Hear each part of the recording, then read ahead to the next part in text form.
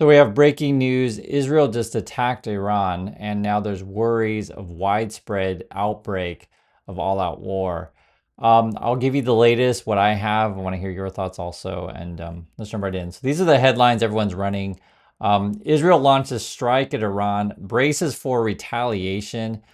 So basically, Israel hits Iran, and now they're waiting for Iran to hit back. I mean, they're basically expecting a war, is what it sounds like to me. We know that the U.S. has been evacuating U.S. personnel. That was asked to Trump yesterday, like, hey, what's going on with this? Why are we evacuating people? Meaning that U.S. had advanced notice of the attacks, right? And now the issue is we're waiting to see how much involvement was there of the U.S. and how much and how hard will Iran hit back. And once you start, going back and forth, I mean, it's war effectively. As you know, also Trump's poll numbers are sagging. Last we looked, I think he's like 38%, something like that, approval. And so this is one of the ways you have a massive distraction. Hey, when in doubt, just start a war. I make no jokes about this kind of stuff. I think this is awful all around. It's just awful all around. There's no other way to put it. But it's important to cover this stuff. This is some of the key. Israel launches airstrikes against Iran nuclear program. The U.S. is saying they're not involved. Iran should not target the U.S. That's what the U.S. is saying, right? So, will the U.S. get dragged in this? Who knows? Israel braces for possible retaliation, and then crude oil surging, right? So price of oil is going to go up. Let's read some more here. This is the latest, just a few minutes ago. While we don't know exactly how Israel is carrying out its strikes on Iran, it says here is from Bloomberg. They're reporting it could be a fleet of F-35 stealth fighters armed with 2,000-pound bombs and F-15s with 4,000-pound bombs. So, that's the sort of weapons that they would have.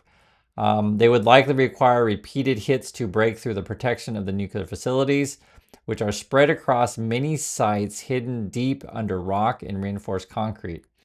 Iran is 1,700 kilometers, so that's about 1,000 miles, away from Israel, a distance that would require risky in-air refueling.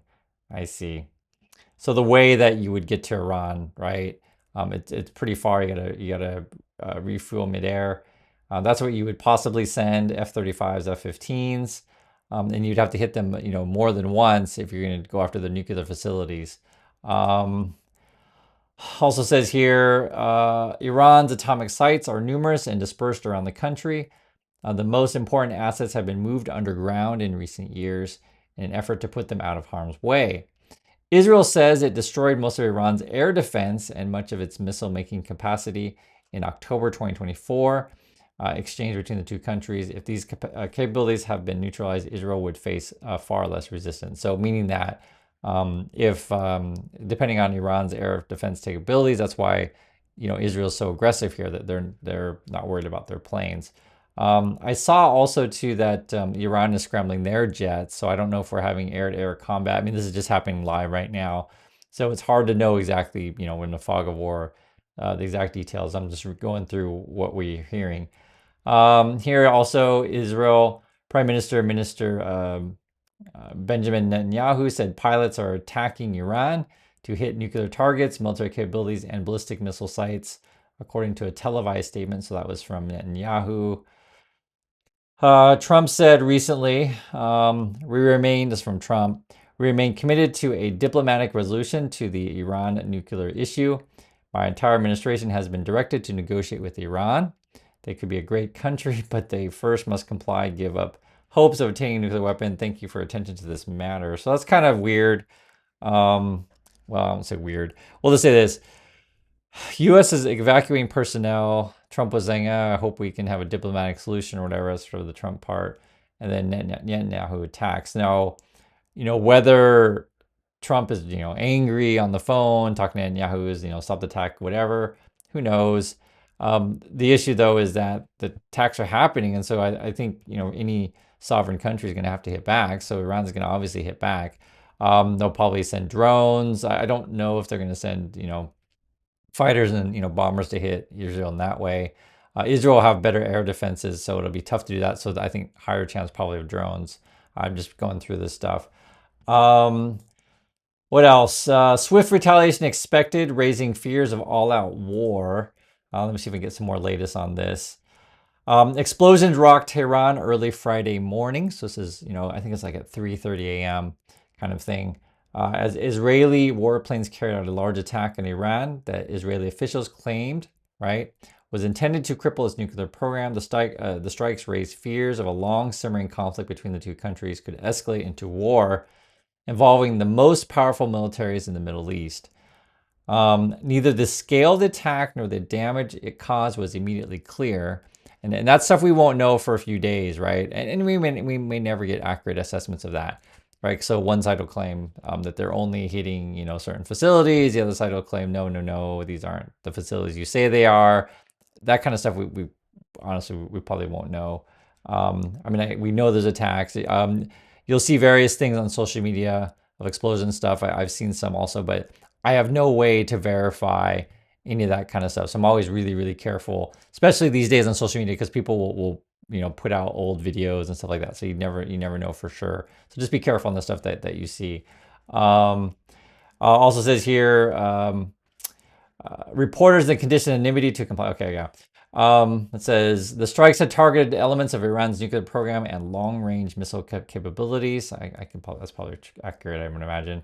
The defense minister Israel Katz declared a special emergency across Israel, saying a counterattack, quote, is expected in the immediate time frame. Sirens rang out in Jerusalem and other cities. So, Israel attacks, they immediately expect, attack back. So they, basically sound the alarms, and then people have to head out to bomb shelters, etc. It just, regular people get caught up in this stuff. And I want to express, concern from just civilians of all sides, soldiers too, right? People just what they feel is defending their country, even if you're attacking another country. That's a whole other issue, because this is a preemptive stuff, right? Um, and what this boils down to is poor leadership, and you could argue poor leadership in all kinds of ways, because as it always turns out, right, you get these few leaders fighting, and then the regular people have to pay the price.